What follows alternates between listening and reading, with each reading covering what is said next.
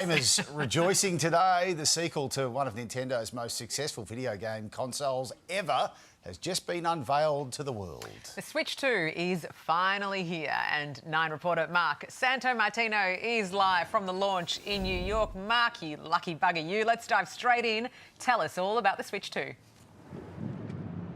Well, look, Nintendo likes to keep us on our toes, Jane and James, and there were plenty of big surprises at this morning's show. Millions of people around the world got up early like I did to tune in and learn everything they could about this system.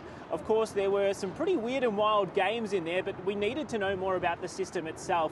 And frankly, one of the surprises is just how powerful it is. 4K, 120 frames per second. That probably doesn't mean a lot to you, but it means a lot to gamers like me in terms of how pretty things are going to look going forward. And there's some really interesting stuff with voice chat, as well as the ability to turn a controller into a mouse, like a computer mouse. So Nintendo's really pulling out all the stops here for the sequel to one of its most popular video game consoles of all time. All right, the billion-dollar question now is, what will it cost?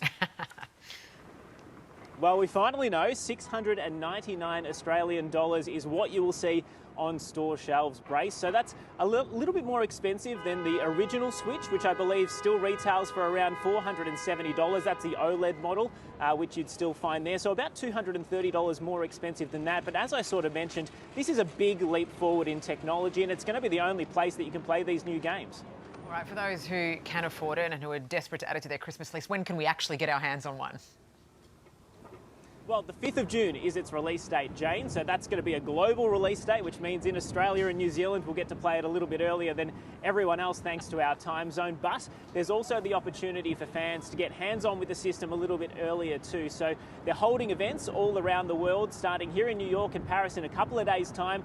That roadshow will eventually make its way down to Australia. Melbourne only, though, on the 10th and 11th of May. Tickets to that are already exhausted, but you can still put your name on a list if you'd like to potentially hope for a cancellation and try your luck. Good on you, Mark. Looking right at home there in New York City as well, in amongst it. The big announcement today Yes, indeed. from Nintendo. Cheers, mate.